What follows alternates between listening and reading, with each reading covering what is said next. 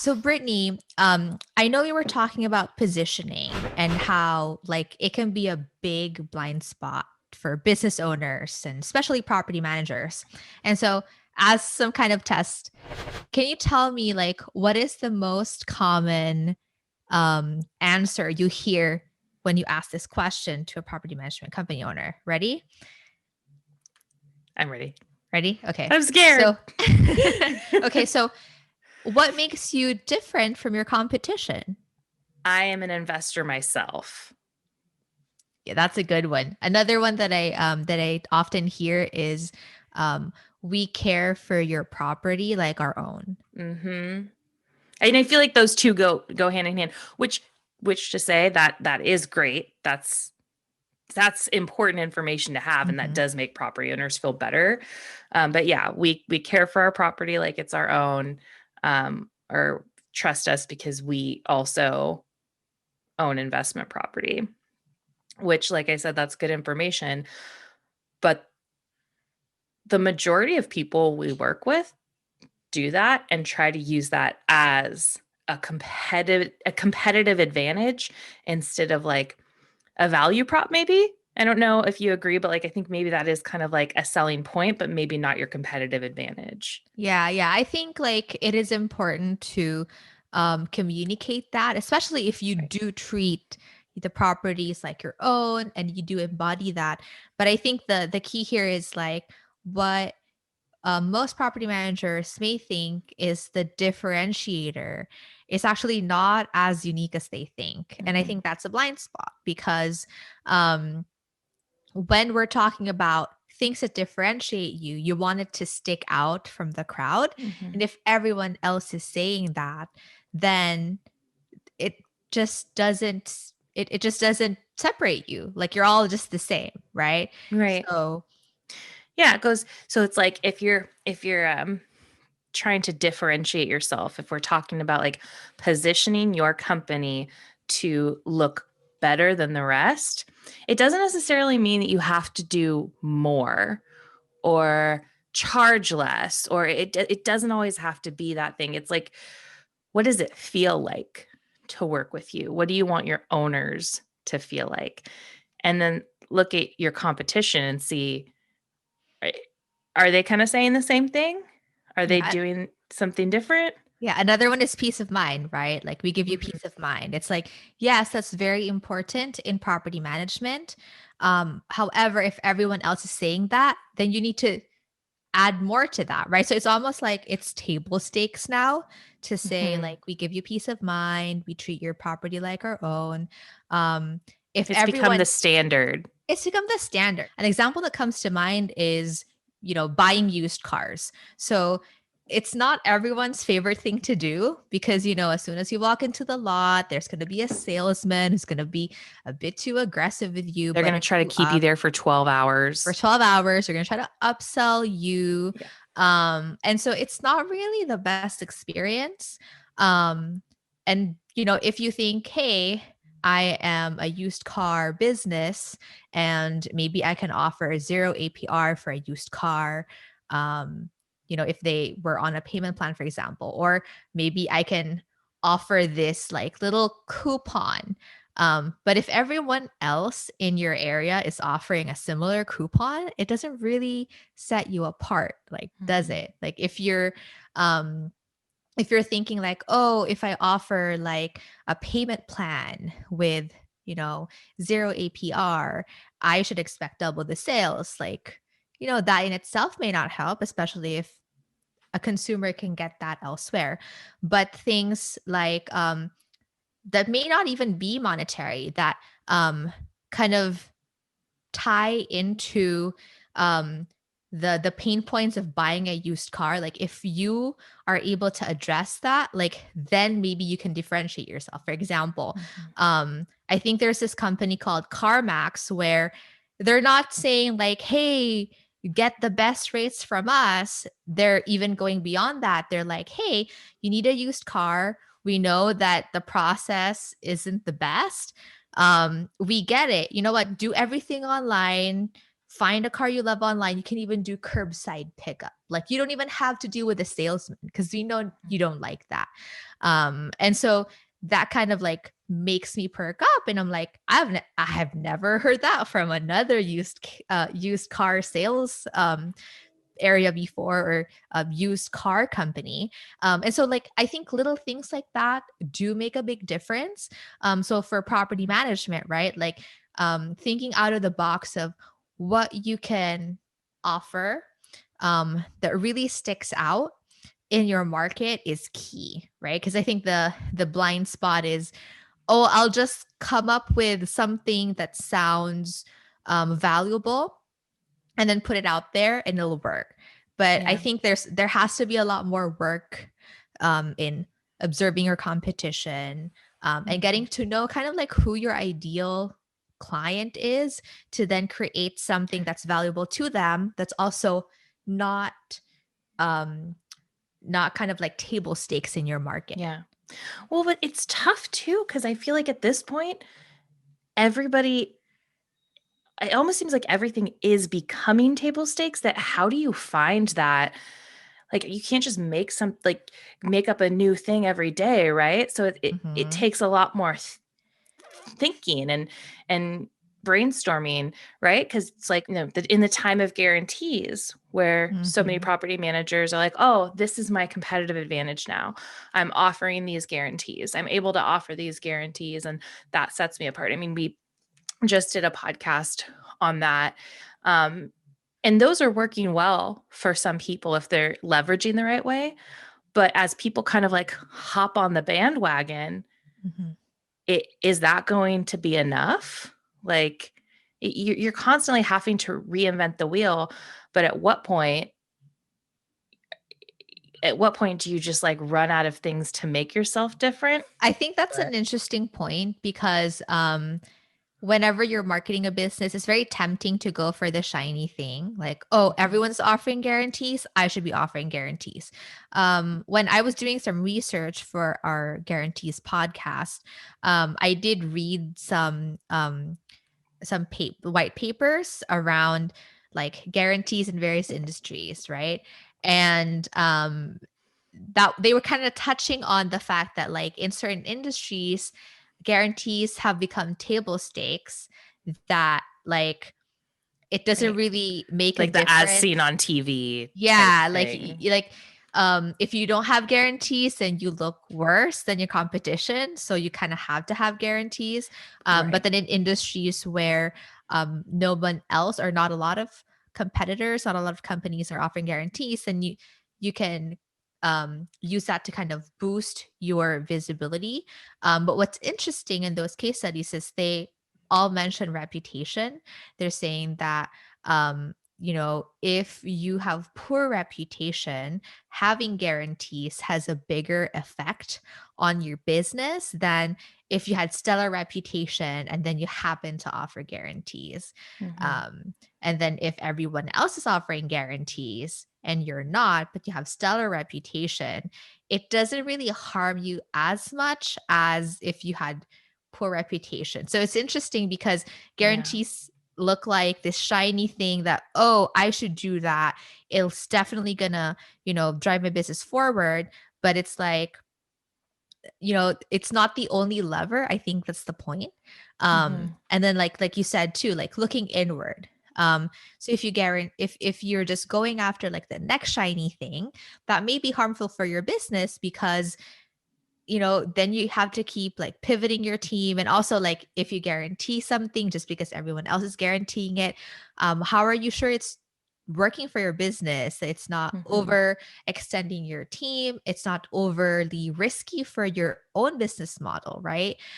So I feel like when you're positioning your business, um, yes, having those like shiny things to get people looking at you is good, but a blind spot is like losing sight of like just who you are, because Mhm. guarantees are like accessories. It can accessorize your Yeah. business. Mhm. But if like you kind of don't know who you are, and you just like one day you're goth, the other day you're like, you have dainty jewelry, it's kind of like hard to get to know you if someone new comes in. So I feel like, Precisely. yeah, similar Yeah. to like your business, if you keep just changing your offerings and they kind of have no kind of connection to each other, or they're not tied by something that's core. Your core Um, values. yeah, like a core value, Yeah. then it just sounds like a gimmick, right? Why are we here? Why are we doing this? So I think it has What's to our come back. intent? Yeah, It what's kind our of goes intent? I back to think, that too. yeah, I think in terms of positioning your business, um, the key questions would be like, what do we already have? Who are we? Right? What do we have And to offer? is this who we want to be? If you're positioning your business as this gimmicky type thing where oh, we just have like a promo every month, right? And that's what defines you. I feel like that's going to hurt your brand more than actually figuring out what makes your company tick. Mhm. um and also I just thought of something. Positioning your company well also influences the types of people that are attracted to your company, right? So Mhm. if for example you're positioning your company as a boutique company, or that you manage like luxury estates, like the types of clientele that will come inquiring would be quite different from a company that positions themselves as like, hey, we're all about like helping communities, so we welcome affordable housing, Section 8 tenants, stuff like that.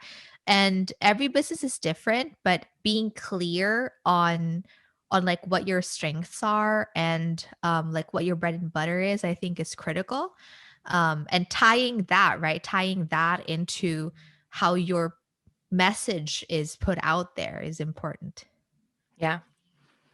Yeah, I think you said it really well. And I mean, that's kind of the takeaway for this, right? So to get over this blind spot on, positioning, Positioning. branding, messaging, figure out who you are, figure out what's important to your perfect client, and how you can kind of deliver on that promise and advertise it.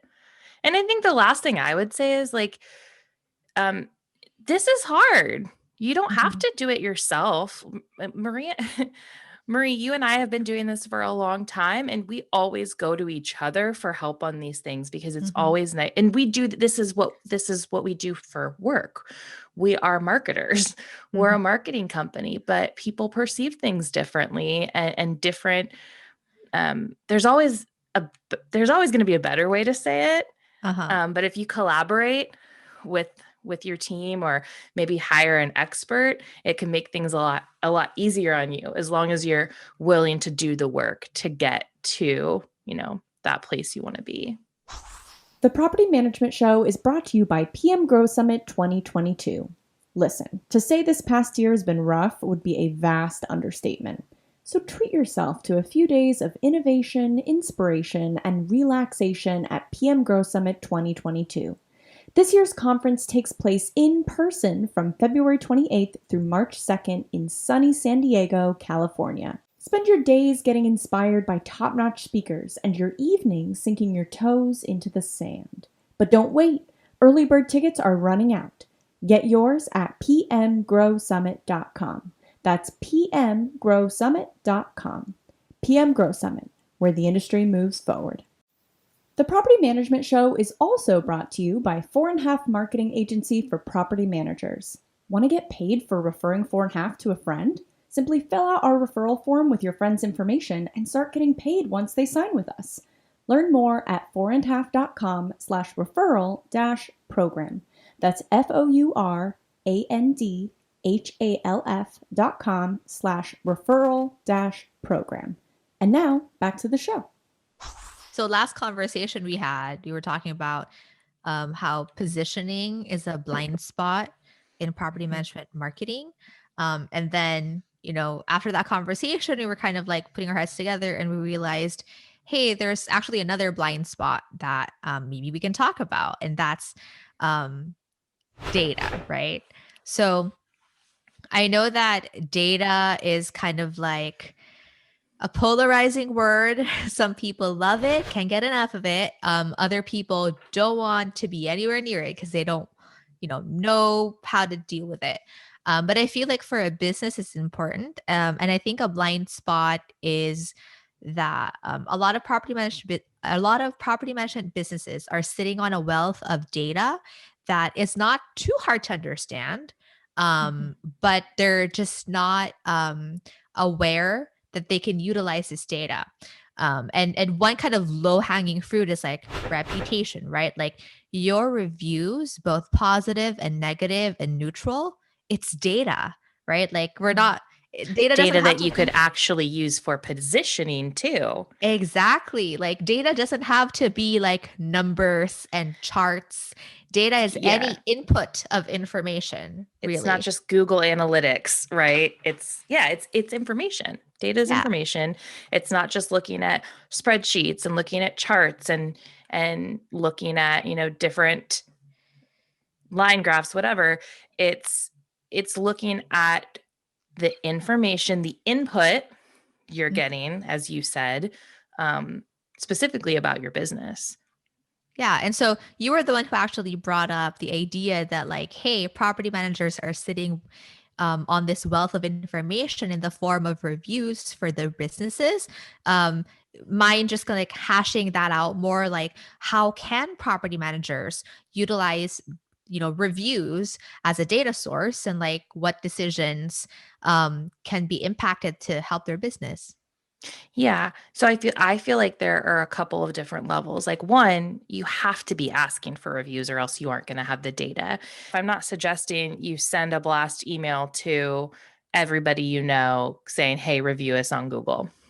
But the idea is, maybe you use a reputation software where you survey or you just send out a survey to your tenants and owners, and that gives you information. A lot of property management softwares do this automatically. I know, like AppFolio, after a maintenance request is closed, the resident will receive an automatic email asking to rate the experience, and you have that data in the software. For us, for Fourandhalf, we send out monthly review requests based on success triggers, right? If a tenant moved in, if a tenant had a closed maintenance request, if an owner had a tenant renew, whatever the circumstances, and you survey to ask about the experience. So if you have a system like that where you're automating it or doing it manually and asking for feedback, you're going to have data there that you can assess, right? So if somebody left you a 1-star review or a 2-star review,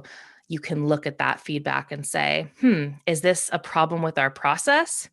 And you want to look at it closely. You don't want to assume that it's false. I Mhm. feel like you have to Give the look benefit into, of the doubt. yes, give the benefit of the doubt, do some research. And that doesn't mean being like, Sally was the one that was assigned this and she really messed up. It's like, no, what what went wrong? Is there a piece of our process that led to this negative emotion that this renter or this owner had? Um, and what I was going to say a second ago is you don't have to have a system. Like if you're getting reviews online and people are going publicly to Google or Yelp or Facebook, you can just look at what you're getting organically too. That's input that you're going to get no matter what. It just so happens that most of the time, if you aren't proactively asking, most of the public things, unfortunately, will be negative. Just that's kind of how this industry works, right? Um, Yeah, it's a thankless job. And yeah. so you can expect that people can be nasty online, especially Mhm. because they're hiding behind their keyboards.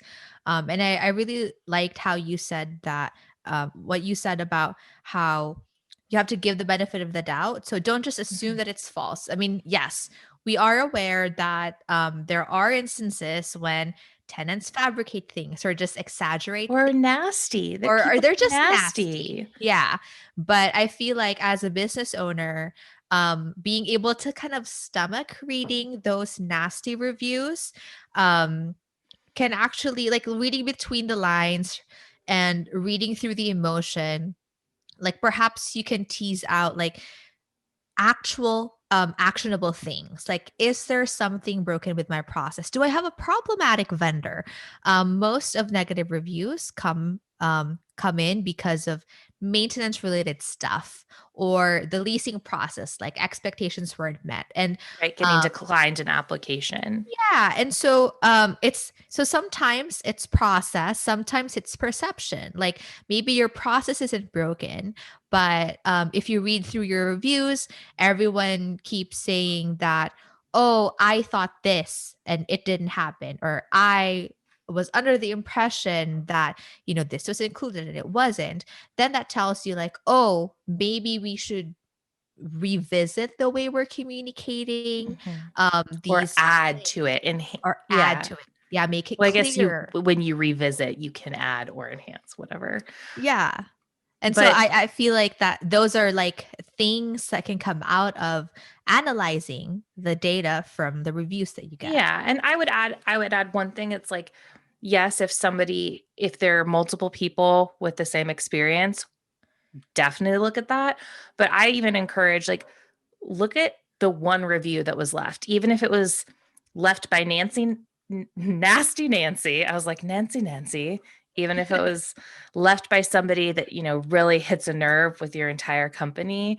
Um, if you're not able to fix the problem with that person, you should still assess the process and revisit it, as you were saying, to see, hey, is there anything we can do to make this a little bit better? Because guess what? If one person leaves a negative review, that doesn't mean that's just one person that experienced that issue.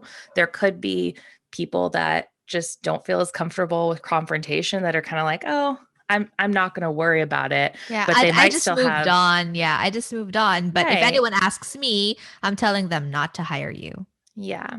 Yeah. In terms of improving your business, reputation is such a low hanging fruit Mhm. that, you know, just book some time in your calendar to just like read those reviews. We know it sucks Yeah. to have to read through them, but your business will be better off in the long run when you do invest the time. So moving on from this, one of the things that you mentioned was owner retention, like how long, and tenants too. But I feel like we can kind of tie that into what we were talking about before, because that can help with retention. Um, well, what data is there on owner retention that could be better utilized? So on the topic of retention, like tenant retention, owner retention, this is information that you can actually get from your software for most of property management softwares.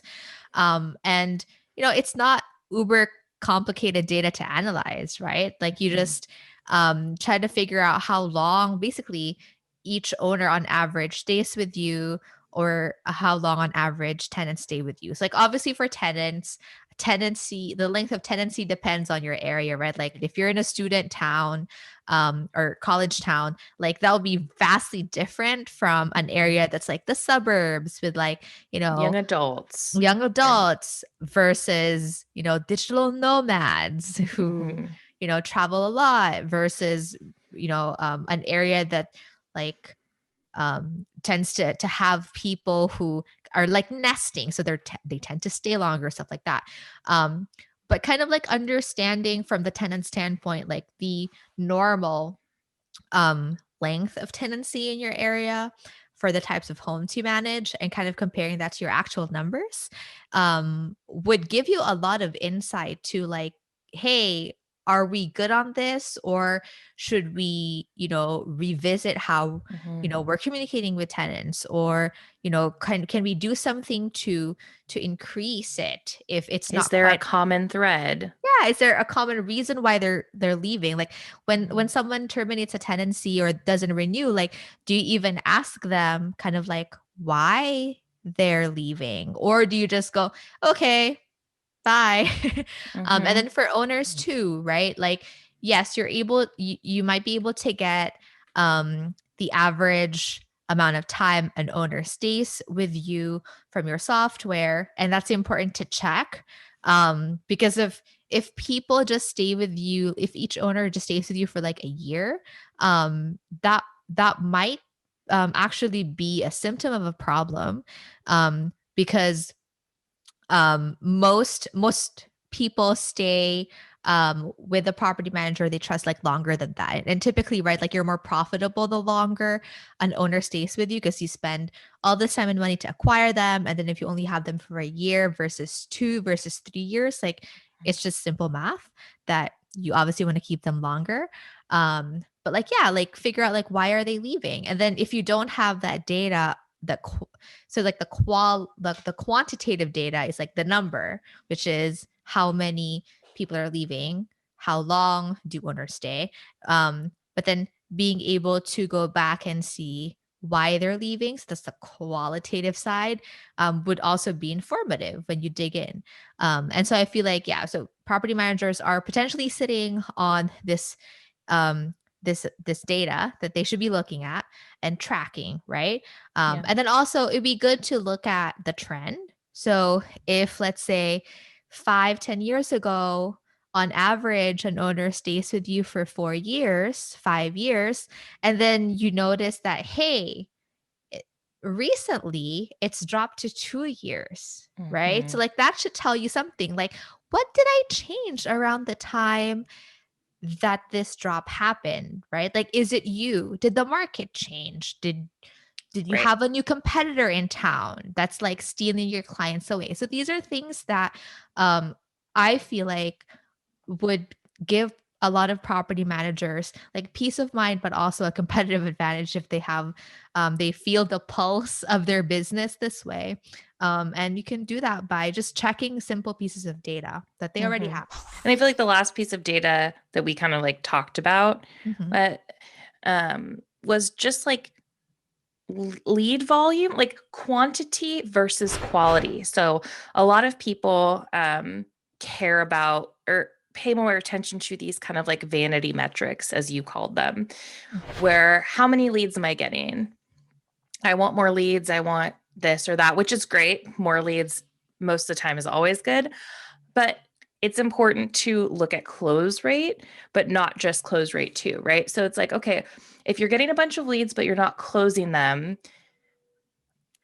is it the sales process or is it the type of leads you're getting? And that's an analysis that you have to make, and that can impact marketing too. But more often than not, I don't see people kind of drawing those connections. And don't get me wrong, there are people that are really good about it, but there it is a blind spot sometimes where people don't pay enough attention to the quality of leads or the quality of the sales process. They can just kind of care about that vanity metric. Yeah, yeah, and also you're absolutely right. They think like, oh, I just need more leads, right? And then just assuming that if they get more leads, then they'll get more contracts, but not actually diving into the numbers. It's more of a feeling, which I think could be really dangerous. Because, like you said, right, like you cannot judge the quality of the lead just by like the number of Mhm. leads. Like you have to actually look at what happens to the leads after the initial inquiry, and kind of like, how long it takes for them to close, and are they Mhm. good clients. I think that's the other thing. um Yes. like there's this focus on like, I want more leads, so I'm gonna drop my price Well, that to ties back, that ties exactly back into what you were just saying about how long owners stay. So Mhm. those kind of go hand in hand. Yeah, so I feel like yeah, not kind of utilizing simple pieces of data that you already have is a blind spot, because there's this misconception that like, oh, data is too complicated, I'm not a data person. But data can be kind of any information